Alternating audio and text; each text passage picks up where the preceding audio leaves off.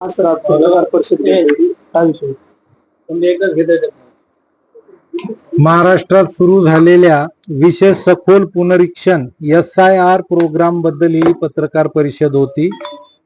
यामध्ये सर्व मतदारांना या SIR प्रक्रियेची माहिती व्हावी व प्रसिद्धी व जनजागृती व्हावी यासाठी आपण ही पत्रकार परिषद घेतलेली आहे। SIR चे प्रामुख्याने 6 टप्पे आहेत। पहिल्या टप्प्यामध्ये प्रशिक्षण व पूर्वतयारी करायची आहे, ज्याचा कालावधी 20 जून ते 29 जून पर्यंत आहे। यामध्ये BLO चे प्रशिक्षण, पूर्वतयारी व नियोजन करायचे आहे।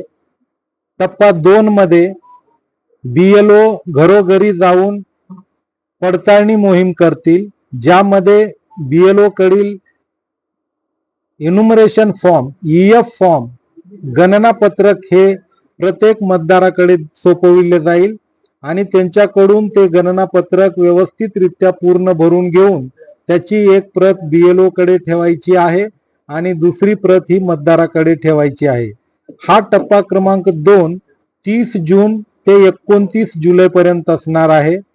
त्याच्यानंतर टप्पा क्रमांक 3 मध्ये मसुदा मतदार यादी प्रसिद्ध होणार आहे, जी की 5 ऑगस्ट रोजी प्रसिद्ध होणार आहे। त्याच्यानंतर टप्पा क्रमांक 4 मध्ये दावे व हरकती दाखल करण्याचा कालावधी असणार आहे 5 ऑगस्ट ते 4 सप्टेंबर पर्यंत, ज्यामध्ये मतदारांना त्यांचे दावे व हरकती या दाखल करता येतील।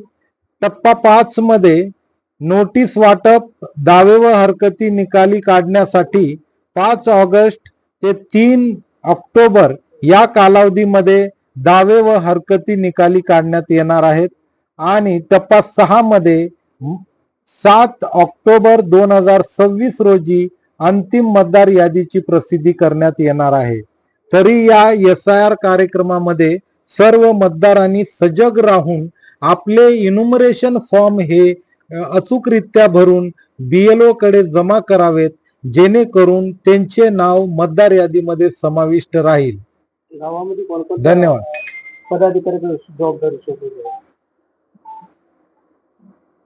या प्रक्रियेमध्ये BLO ला सहाय्य म्हणून अंगणवाडी ताई, अंगणवाडी सेविका, पोलीस पाटील, ग्रामपंचायतीचे रोजगार सेवक इत्यादी लोकांना नियुक्ती करण्यात आलेली आहे। तसेच या SIR चा भाग म्हणून निवडणूक आयोगाच्या निर्देशानुसार राजकीय पक्षाचे प्रतिनिधी, राजकीय पक्ष हे आपले प्रतिनिधी म्हणून BLA ची नियुक्ती करू शकतात।